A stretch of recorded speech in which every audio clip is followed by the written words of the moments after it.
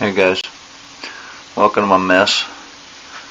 Today I'm going to show you all how to make a bow light for nighttime hunting for hogs.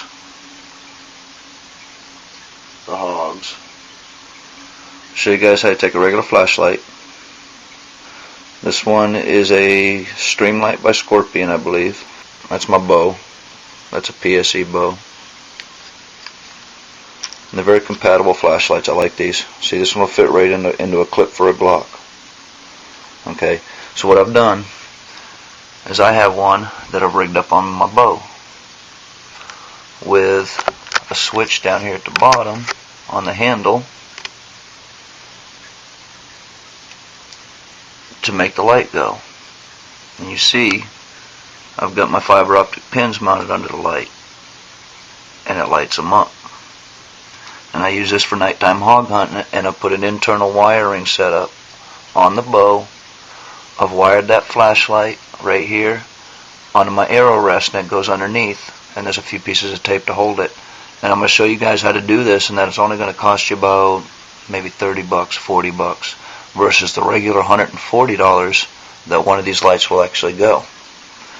And I can draw my bow, get it ready, aim where I want it, flip my thumbnail up, and on comes my light. So I'll show you guys how to get that set up.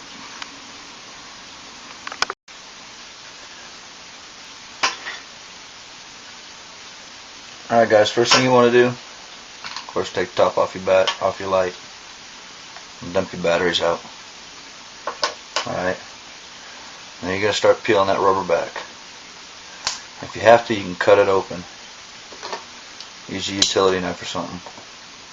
I'm not going to use that one, I'm going to use this one. I've already peeled this one off. Okay. So, go in here, here's a switch. It's your on and off switch for your flashlight. And you have to kind of come in here with these tabs. On this particular brand, you have to work these tabs back. There's a little catch down in here that holds it in place. And get in there with some pliers and just work this on out. Okay?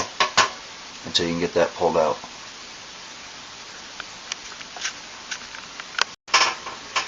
Alright guys, you get that out and everything, put it right even to where your ends are flush, like it'd be inside. Make sure you check that before you take it out. Should mention that. And then come right down in here, just past your plastic where your wire connections are, right tight against, and make you a little black mark. Alright, and what you're going to do is you're going to take your drill. I got my fancy one here, spins fast, and you're going to drill a hole right where that's at. Okay, and you're going to end up with your hole, and you drill all the way in, not all the way through both sides, but just in. Alright, so you're going to need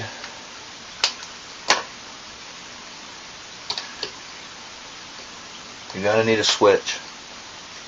I happen to have an old spotlight that went bad on me that I took an old box switch out of. This thing barely needs to be moved before it goes on. You can feel the pressure spring loaded in there. Or wrap the wires in some camo tape and cut them to appropriate length. Alright, once you get that hole in there, this is a little bit hard, but it's not too bad. You know, work your wires in. You may even have to put them in one at a time. I think I used it's just slightly larger than a 3/16. This bit, I want to say it's a 17/64, something like that. Oddball size. I use them for cabinets. Anyway, force your wire in there and see inside. Get hold of that wire. Don't pull it too much, because that aluminum housing, metal housing, that'll cut it.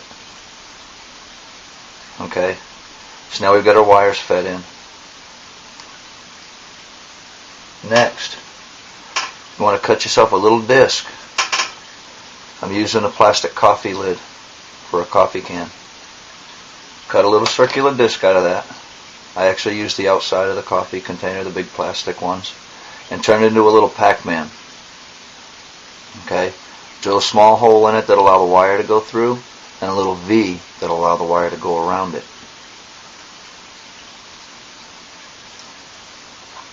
One of these wires,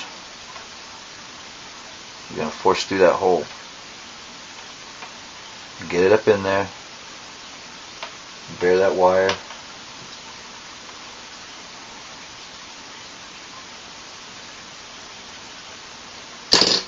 Trim that up just a little bit more if you have to.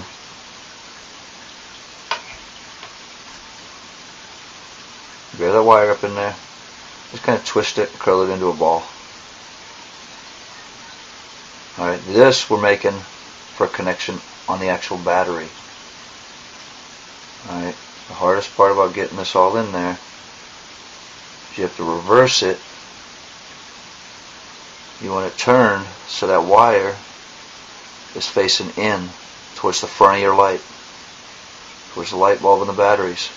That V is so you can force that back in because you're going all the way past these wires. So that's what that V is for. Next, that's one of the hardest parts right here. Not really hard. None of it's really hard. Just a pain. Get that wire in and around the spring. Twist it so it's going to stay. Okay? And then just twist it until it rides down low. This one wants to stay right up top. Okay, just keep twisting it until it gets down low on there. Once it's down low, you're all set to start assembling it. Put it back together. Got my piece shoved down in, my Pac-Man with my wire. Can't really see it. It's going to be hard getting this past there. That's the hardest part. Also should mention, you're probably going to want that V turned up here towards where your hole is because it's got to get past that too. So I've got to force all that in. Start pulling those wires back. It's not easy. Just pull them back, force them in place. What I've done is I've created an insulator in between these wires.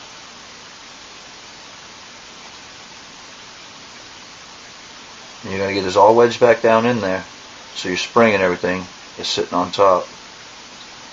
And that piece, your Pac-Man in there, is going to be insulating it. And see, I've already got it down past. Just flip it all the way down and around. And work that piece back down in just till it's even.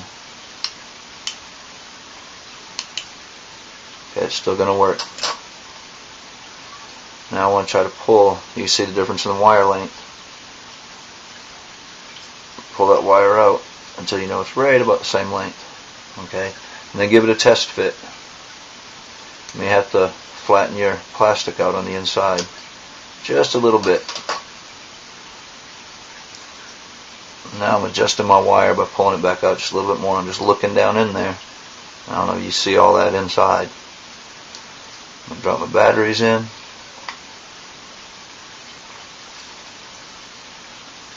I'm going to put this back together and see if it's going to work.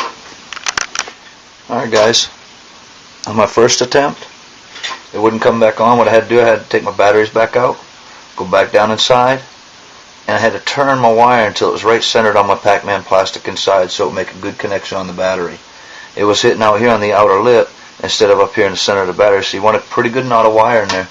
So now what I have is I've got me a length of wire with a switch going into my cylinder. I got my override out here, and you see it works. And I'm pushing my little switch here. Okay. Come over here, you have your override. This should turn it all off. And it does. And that's actually, to tell you the truth, when I built this the first time, because this was already a pre-made one, I couldn't get this override to work. Now, after disassembling and making this video for you guys, my override's working. So I'm glad, hey, make this video. Okay, you're going to slide your rubber back on here. Put that flashlight all the way back together now.